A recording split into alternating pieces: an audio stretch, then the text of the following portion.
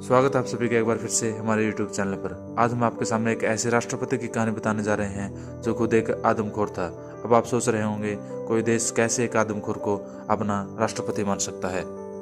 वो सिर्फ इंसानों का मांस ही नहीं खाता बल्कि जिनका मांस खाता उनके सिरों को अपने फ्रिज में रख लेता था और राष्ट्रपति की गद्दी पर बैठकर वो ये घिनौनी हरकत सालों तक करता रहा। जब ये बात बाहर आई तो उसे हैवान, शैतान और अफ्रीका का हिटलर भी कहा गया। लेकिन दुनिया उनके बारे में क्या सोचती है इससे उसे कभी भी फर्क नहीं पड़ा। उसका नाम था ईदी अमीन और वो था अफ्रीका के एक छोटे से देश युगांडा का राष्ट्रपति। ईदी अमीन पर इसके अलावा 6 लाख लोगों के कत्ल का भी इल्जाम लगा। वो बुरा था, क्रूर था और उसके देश के लोग जानते थे, मगर कभी किसी ने उसके खिलाफ खड़ा होने की हिम्मत नहीं उठाई। जानते हैं क्यों?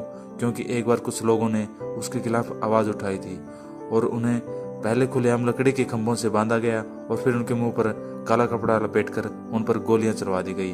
कहा जाता है मरने के बाद उनकी लाशों को ट्रंक में डालकर उस आदमखोर राष्ट्रपति के पास उन्हें भेजा गया और उन लाशों से उसने अपनी भूख मिटाई। अब आपके जहन में यह सवाल उठ सकता है कि इंसान का मांस खाने वाला वह दरिंदा आखिर एक देश का राष्ट्रपति कैसे बन गया।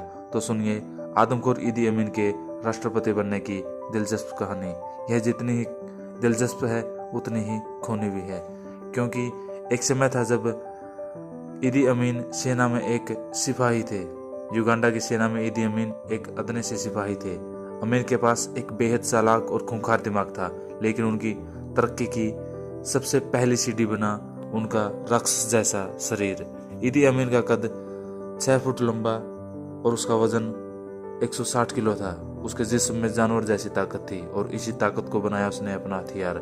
सेना की नौकरी के दौरान उसने बॉक्सिंग को अपना करियर बनाया और पूरे 9 साल तक लगातार युगांडा का नेशनल चैंपियन रहा और इसी की बदौलत उसे मिलती रही सेना में तरक्की। बागियों को कुचलने में ईदी अमीन को बेहद मजा आता था। युगांडा की सरकार के खिलाफ किसी भी विद्रोह को अमीन बेहद खूनी तरीके से कुचल देता था। कहते हैं इसी दौर में ईदी अमीन के मुंह में लगा इंसान का खून और वह अपने दुश्मनों को खुद अपने हाथों से मारता और फिर उनके शरीर को काट कर खा जाता। लेकिन इस हकीकत को कोई जान नहीं पाया। 1965 आते आते ईदी अमीन युगांडा की फौज में जनरल बन गया था। अब अमीन की नज़र थी युगांडा के गद्दे पर। युगांडा के प्रधानमंत्री मिल्टन ओबोटे अमीन पर बेहद भरोसा करते थे, लेकिन एक दिन अमीन ने इस भरोसे को चकनाचूर कर दिया। प्रधानमंत्री ओबोटे सिंगापुर में थे और इधर राजधानी कंपाला में ईदी अमीन ने कर दिया खूनी तख्तापलट। महज 3 घंटे में पूरे देश की बागडोर ईदी अमीन के कब्जे में थी। राजधानी कंपाला की सड़कों पर ईदी अमीन का किसी बादशाह की तरह काफिला निकल रहा था। लोग खुशी में नारे लगा रहे थे, गा रहे थे, नाच रहे थे। वो तारीख थी 25 जनवरी 1971। ईदी अमीन के लिए खुशी मना रहे युगांडा के लोगों को शायद ये नहीं अंदाजा था कि इस दिन के बाद उनकी जिंदगी में कोई भी खुशी का दिन नहीं आने वाला है। 25 जनवरी 1971 वो तारीख थी जो पूरे युगांडा के लिए ही नहीं, पूरे अफ्रीका के लिए नहीं, बल्कि पूरी इंसानियत के लिए एक काला दिन साबित होने वाली थी, क्योंकि अब युगांडा के तख्त पर बैठ चुका था एक आदमखोर। ईदी अमीन ने सत्ता में आते ही अपने खूनी रंग दिखाने शुरू कर दिए। उसने एक एक करके अपने विरोधियों को ठिकाने लगाना शुरू कर दिया। सत्ता छीनने के 1 साल भीतर ही ईदी अमीन युगांडा का सब कुछ था। वही कानून था, वही देश। ईदी अमीन खुद को देश का दादा कहता था और युगांडा में दादा का विरोध करने वाला कोई नहीं था। अगर कोई भी विरोध करता तो उसे मिलती थी खुलेआम मौत की सजा। लेकिन ईदी अमीन का सबसे घिनौना चेहरा अब तक दुनिया के सामने आना बाकी था। दुनिया को ये नहीं पता था कि ईदी अमीन एक नरभक्षी है, यानी इंसान का मांस खाने वाला आदमखोर। ईदी अमीन के इस राज पे से सबसे पहले पर्दा उठाया डॉक्टर किबो रिंगोटा ने। डॉक्टर किबो रिंगोटा एक बार ईदी अमीन के किचन में बर्फ लेने के लिए गए थे। जब उन्होंने फ्रिज खोला तो उनकी आंखें फटी की फटी रह गई। फ्रिज में रखे हुए थे नरमुंड। डॉक्टर किबो ने जब कुछ लोगों से पूछताछ की तो ईदी अमीन के निर्भक्षी होने का उन्हें पता चला। कहते हैं ईदी अमीन को अपने दुश्मनों के शरीर का मांस खाने में सबसे ज्यादा मजा आता था।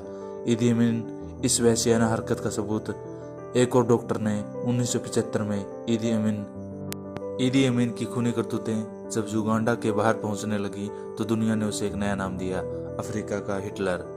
ये नाम सुनकर उसे गुस्सा नहीं आता था, बल्कि वो हंसता था। ईदी अमीन ने पूरे 8 साल तक युगांडा पर हुकूमत की और इन 8 सालों में शायद ही कोई ऐसी सुबह रही हो जब युगांडा की सड़कों पर सैकड़ों लाशें ना मिली हों।